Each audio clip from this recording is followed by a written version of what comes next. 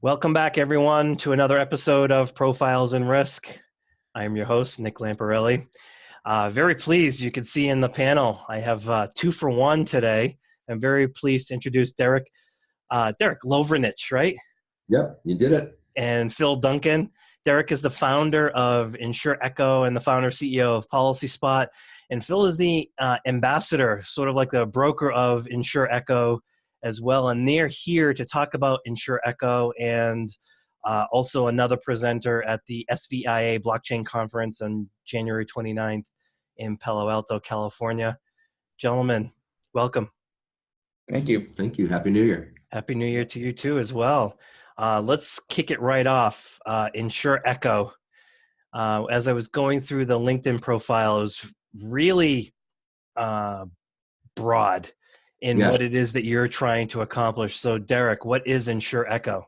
Sure. Well, when you have a big idea, you try to make it as vague as possible, right? So you can keep it as big as possible for as long as you can. But in a nutshell, insurEco is a blockchain-enabled end-to-end insurance distribution ecosystem. So it's based on technology, but it's also based on human participation as well. So it's kind of the blend of both of those, and it's been a long time coming in the industry. These type of ecosystems exist in other industries, and it's about time that we get one for insurance. Yeah, so let's talk about that. I'll throw it out to either one of you. insurEco. Well, why was it started? It is a long time in coming. So why was it started, and what took so long? Sure. I'll jump on that one. The first, we've been building raters probably since 2002, 2003. So from a software side, we understand the insurance sales distribution. We understand that. And it really was unfortunate that there weren't more integrations. And we found that simplifying the integration process and taking that from being maybe a $250,000 number that most larger organizations are looking at, we wanted to bring that down and make just integrating with everyone's products easier and integrating with everyone's data easier. It just shouldn't be as hard as it is. And then second, also, it shouldn't be as hard as it is, as we all know. Taking a new product to market is extremely difficult to create that trust factor from reinsurance all the way down to a retail agent. Whose agent is it? Where's the book? All that good stuff. And then the affordability of insurtech. When you've been doing it as long as we have, we've built building blocks that allow us to stand up, programs very, very quickly. So it's not all brand new and custom. And so a lot of these technologies, really, if you think about them properly and you execute them well, they shouldn't cost as much as they do. And so we really wanted to basically, simplify integrations, deliver products to market faster, and then provide insurtech at an affordable price to every member in that value chain. Yeah. So blockchain, when I think of it, I think of course, it took me a while to get over the Bitcoin thing. Yeah. I always kind of made that synonymous. And I think most people that are probably listening to this, I think I've done enough on blockchain that I've been able to separate those two out. So when I think of blockchain, I think of two things: trust and distributed whatever. How do you think of it? What from an insurance standpoint, how have you gone about managing the technology, and how do you guys think of blockchain? Sure. Phil, do you want to? Yeah, I'll start. So we feel that what blockchain is really doing is it's giving the data back to the real owner, which is you and I as the consumer. And that ownership of that data is kind of what the insurance world is afraid of. They make money off of data. They make money off of risk. They have their own particular underwriting guidelines that are proprietary, and insurance agents themselves, they take in customer data. They from a marketing, they take in a lead. A lead ends up becoming a quote ends up becoming a policy, and that control of that data is a competitive advantage for most of the people that we deal with. They look at that as that's their data. And that's the security. And when we talk to them about exposing that or putting, like you said, the power back, they're like, oh my goodness, you're getting rid of all of my advantages. Why would I do that? Yeah, completely. It's like, that's my property. Why would I want to share it with my competitors? Exactly. Yep. Exactly. So to us, that blockchain, like we see that, as insurance is transforming, as new emerging technology starts affecting underwriting, you move from a model of past data, like claims data, to actually predicting risk instead of looking back at risk and quantifying it. That's kind of where we see the next generation of insurance companies going to be, that they're no longer looking at historical data. They're looking at real-time data. Real-time data. They can tell when their client is skydiving. They can go a real-time lookup and see their Instagram of them smoking a cigarette, and the life insurer is like, hey, you told me you didn't smoke. And I think it's that promise of them being able to see that data, not know where that data is. It's kind of given blockchain that internet bacon appeal, where if you just add blockchain, it'll be better, and nobody really understands it. But in blockchain, it's better. And we saw it like in the stock market. We've seen it happen. And I think we're backing off of that. And I think so that's another piece. And then fear of change is that's just, our industry has been notorious for fearing change. Yeah. So those are kind of I think it's strumming all those heartstrings of insurance, and that's why it's such a controversial, because it's a tool that no one understands really. Yeah. So if I think of like telematics, where there's going to be a voluminous amount of data, 24/7, 365 data, just like streaming in. Trucks are driving all over the place. Cars are driving all over the place. So from a distributed standpoint, where's that data going? How can someone that wants to implement blockchain technology know that it's not being shared with their competitors, that it's being housed or protected in such a way that it's not leaking out where competitors can use it against them? Yeah, and that's been, like, as to date, blockchains getting hacked and the security of storing your data in blockchains, that's been one of its primary, that's its major point for utilizing the technology, because it's so safe and secure that way. But it really boils down to how you architect it into your overall strategy to make it useful. Do you want to be trendy, or do you want to be actual practical? And I think that's the line that we try to draw in the sand is, if you want to go build your own, blockchain just to say that you did it because your C-level executive said that's what he wants to show as investor, that's one thing, right? And we try to stay away from those just to get into blockchain. There is a real usage for it, and we feel that just kind of everybody spending a lot of money and jumping into that hype gets it.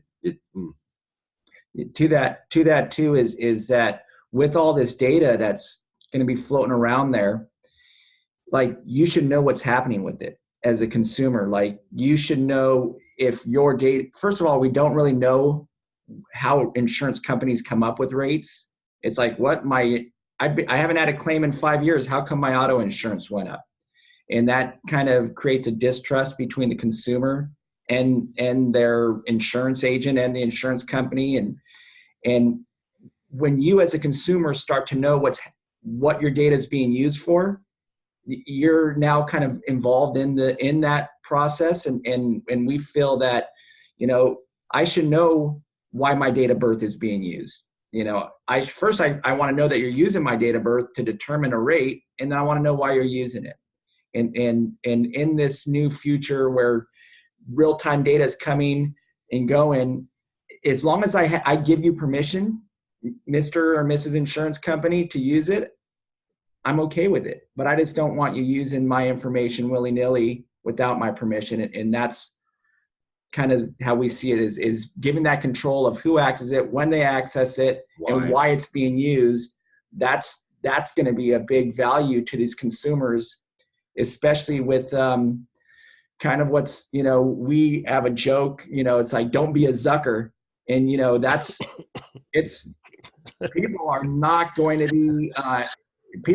to be really happy with Once they learn where you're sending claims data to where you're sending these, to have machine learning, like all of that needs to essentially at some point, we've just kind of heard the winds of change in the regulatory bodies. Like at some point, insurtechs are going to be regulated. At some point, this is going to happen. And blockchain really gives us an advantage to get out in front of that wave first and be able to just solve it in a way that works for everyone. And like you said, doesn't allow things to be hacked and doesn't allow your secrets to be pushed around, because that's ultimately what you don't want. And when that's baked into the fabric of the technology at the beginning, you're safe. Yeah. How about low-hanging fruit? Like for use cases, to me, claims seem like a really interesting area. When I ask for loss runs, right, I'm getting PDFs, Excel files. I'm getting them from separate companies, gaps in years. Claims seems like a really interesting area to kind of wrap that all up. Certificates of insurance. I had a conversation with Thomas Jennings, who's also presenting at the SVIA blockchain conference, and we talked about certificates of insurance. What a disaster that is. So could you talk about like a low-hanging fruit use cases where you think the industry itself, the ecosystem, is going to get immediate payoff benefit from that? So we already are utilizing our policy blockchain to store claim data, but it's claim data and loss runs data it's the ownership of the insured at this stage in the game where we're at in our development process. But we are building what we hope to be the largest blockchain-based repository of claim data, and we're going to showcase some of that when we get in our presentation as one of the case studies. And then the second side of from like you were saying, the claims, we kind of see claims as a little bit of the trendy usage of blockchain, just because when I say trendy, I'm thinking more along the lines of what I need to do to like we always use, if you're going to rebuild a house, would you just blow out the kitchen and all the bedrooms and everything and tear it down to studs and redo it? Or would you want to go room by room and rebuild it so you can still live in it? And that's, I think, what the strategy part of what our talk's going to be, is identifying your low-hanging fruit might be low-hanging fruit. What might be low-hanging fruit for you might be different for someone else, right?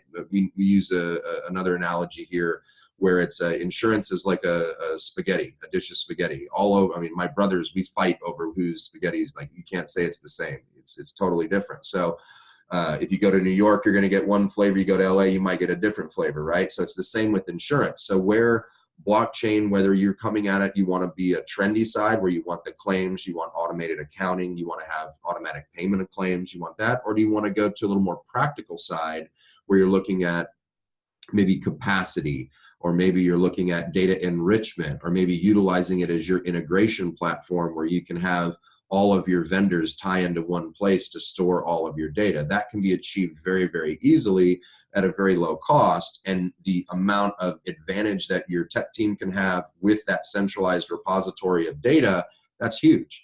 And then you're already kind of going down that strategy. So to us, those are those low hanging, fruits, I would say, is the claims and accounting, obviously. And then from a practical side, the data enrichment, and then integrations.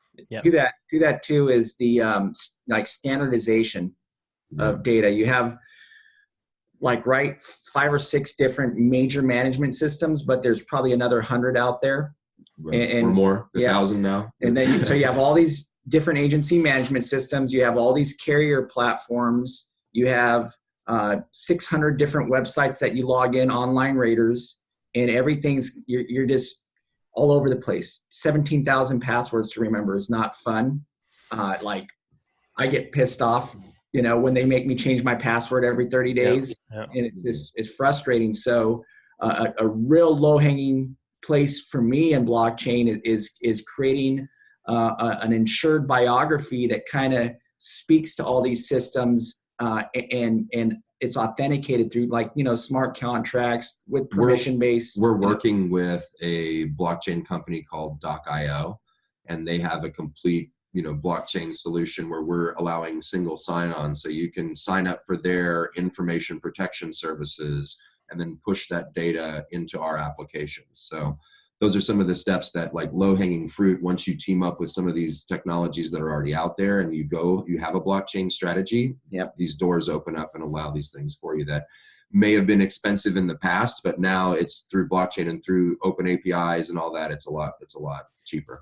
And with that, like, it's now you've created one kind of profile that stays with you as you, like, I think that's kind of the real low-hanging fruit is having where I don't have to fill out an insurance application every single year.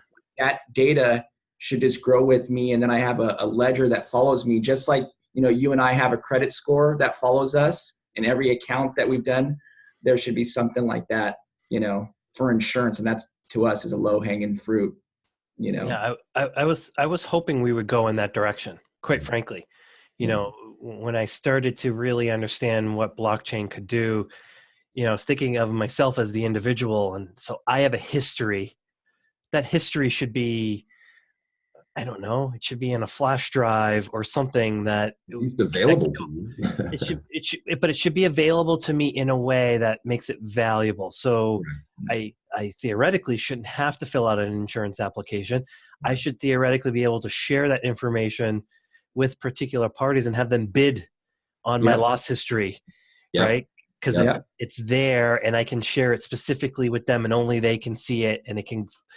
I don't know how the technology works, but it makes their way through their raters, and they bid on my business without me having to fill out PDFs. Yep. And that's you start, when you start really going into those, you open up the cryptocurrency can of worms. But yeah, that's exactly where it's going to go. Yeah. So that's when I was interviewing Thomas Jennings, we were talking about, you know, I think we're just scratching the surface. I think there's a creativity part, an innovation part of blockchain that hasn't even been tapped in yet, because we're still kind of dealing with how do we initially implement this? What's the low-hanging fruit, and not thinking about all of the ramifications as you begin to solve these small pockets of problems and then stitch them together. All of a sudden it's like, we can use this for this, we can solve this, things we haven't even thought about yet. Yeah, and that's really what trips us up in our side is we go to clients and we see clients and they're like, hey, just take a breath.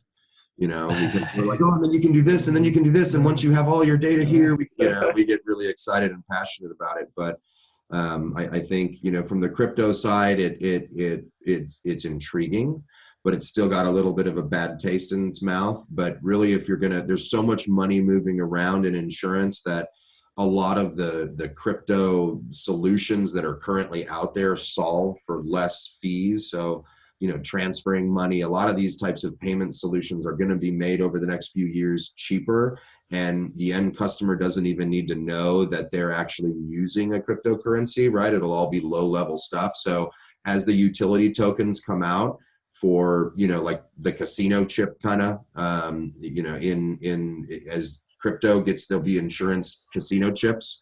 And we'll see that vendors can get paid by them and that. And then I think that like we're talking next level stuff, but what we're excited about is if you can tokenize the actual risk itself, and you can tokenize the capitalization of that risk for surplus and for other things, you can begin to take underwriting profits even and tokenize that, and then create an exchange where you can buy in. Now that's getting into some pretty SEC stuff that we're not, you know, obviously this is all experimental, just theoretical stuff, but it's, what could we do now that we have all these books of business? What if we had, you know, 700 agents with their entire books of business flowing through this blockchain enabled piece where you can see all the way down to every claim and the history is all there. At some point, you know, you might want to invest in it. You might want to do that. So. Yeah, so I don't want to go down that rabbit hole, but we don't. You started to get me excited a little bit, because there are very subtle incentivizations, however we're going to define that word, where small things like I live in a wood frame house. Correct. Right. What if I could get paid for that information in a token? Yep. Right. That's it. Like seriously. Or what if I could get paid a token for looking across the street at my neighbor's house, and adding to the verification or the accuracy, saying, well, that's a white wood frame home, 2 stories or whatever. There's these minor subtle things where it's just like, it's not a dollar payment to you. It's we're incentivizing a particular alignment of interests. Correct. And kind of doing work and getting people paid in a certain way where it's like we don't have to deal with minimum wage laws or stuff like that. Like it's a rabbit hole, I know, but it's hard not to like start to imagine like we could do a whole bunch of different things that no one's even thought of doing because we didn't have any actual means of doing it.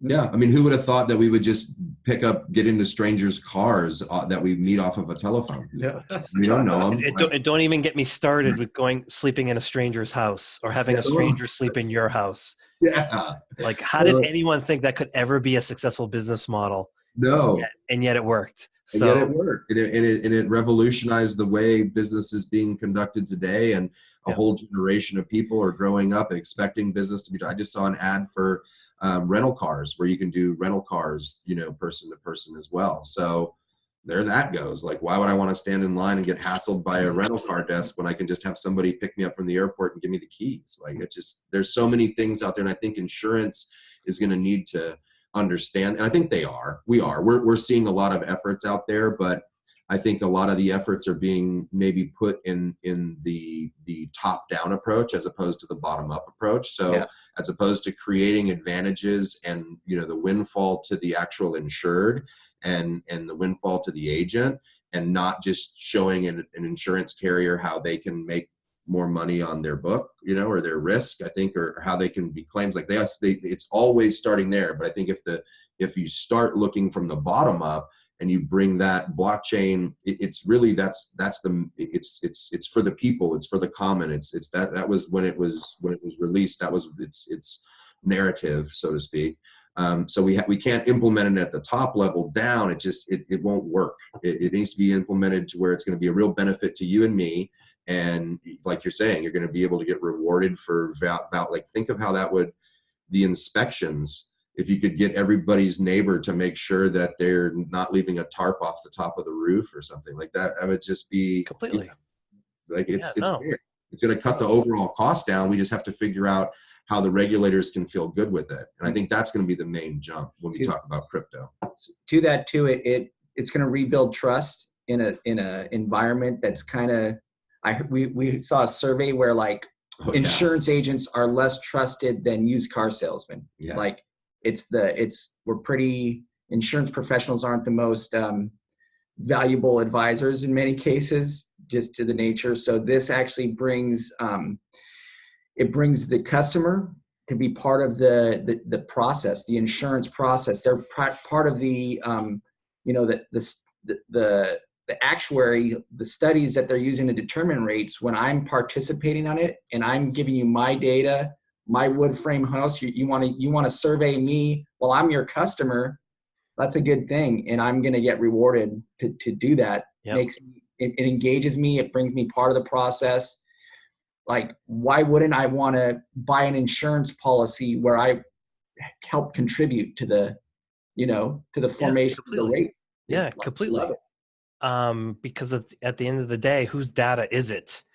And so you can make a case that there's multiple ownership depending on who worked to get it, but there's now a potential mechanism to reward, incentivize the actual owner of it, in a way that just hasn't been able to be done before.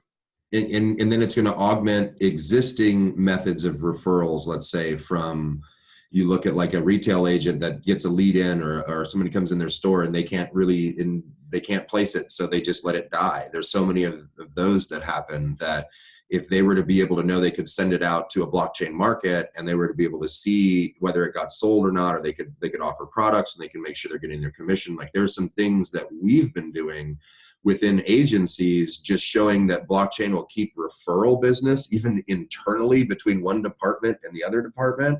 That just allows that trust to open up. And you had two departments who were fighting and competing. Now they're competing in a more productive I would say, positive scenario where Sure. they don't feel like they're getting scammed. You know, that's it's going to help the new ones, like you're saying, where it's going to create all like things that we never could have even imagined. And then it's going to take the existing problems that we have, and just because trust is now there, it's going to be a little bit smoother sailing internally also. There's like insurance, right? It's broken into two big worlds, like really three worlds, but two worlds. It's like you have the life, health, and accident world, and then you have the property and casualty world. And what I really see blockchain really doing is it's bringing those two worlds together, where now you become a real risk manager instead of just like a shopping companion. Like we've been brainwashed to just shop the cheapest insurance, and that's not really the job of an insurance professional. Their job is to assess risk for their customer, find the right insurance company, the right coverage, and transfer the risk to that coverage. And it's not always the cheapest premium that's the best solution for the customer. And when you have a trusted life insurance agent working in conjunction with an expert property and casualty agent, and they're all working off the same set of information, that's only going to benefit the end, you and I, the people that buy insurance. Yep. And that's, we call that term kind of like insurance singularity. It's like insurance pros move away from like getting the cheapest insurance to really being like your best friend, trusted insurance advisor. And that's kind of a future that we were embracing, and we hope. Yeah. So things that I've learned, Zuckered, insurance is like spaghetti, right? And what'd you say? Singularity? InsurTech singularity. InsurTech singularity. That's awesome. Yeah. January 29th, the Silicon Valley Insurance Accelerator. It's a single-day blockchain conference. What's the presentation on? What's the title? What are you going to be talking about? Absolutely. We're going to be focusing on strategy. So it's blockchain strategy, how to, we want you to, I mean, you're going to get told at the beginning of the day all about what are the great things, how smart contracts work. We want to look at it from you're an insurance company executive, or you're an agency owner, whatever that may be, or you're the tech side of it. How do you get started, right? What's the practical? So we're going to show some examples of what we've done from a general liability standpoint. We're going to show some examples that we're doing from a property standpoint, and we're going to show some examples that we're doing with an equine product as well. So that way we can kind of see all three, and then we're going to have some worksheets that you can use blockchain. Like, are we going to go down as a competitive advantage? Do you want blockchain to be your competitive advantage, or do you want it to be something behind the scenes that you're going to want to maybe bring out later? So we're going to try and help you really work through how do you start using blockchain, and then get that strategy so you can go back and say, this is where we need blockchain. This is how we can start, because knowledge turns into strategy, strategy then turns into action. So we feel that there's been enough talk about blockchain. Folks should really understand it. We're seeing people actually use it, and we're not saying it's the big guys. We're seeing little guys even start adopting some of it. So we can know where that's happening, and hopefully from seeing how your peers are using it, you'd be able to take it yourself. Yep. So January 29th, Palo Alto, California. The link is down here. Go to the show notes. You can get 30% off if you register using the Insurance Nerds registration link. Derek Lovrenich and Phil Duncan of insurEco, thank you so much. Hopefully everyone that's listening, register. You can meet them there, and let's talk. Yeah, let's stop just talking about blockchain. Let's start implementing it. Yes, right there. I was going to ask you to stand up. What's your blockchain plan? There you go. That's all you need to know. Hey, guys, thank you so much. Happy New Year to you both. Look forward to seeing you. Okay.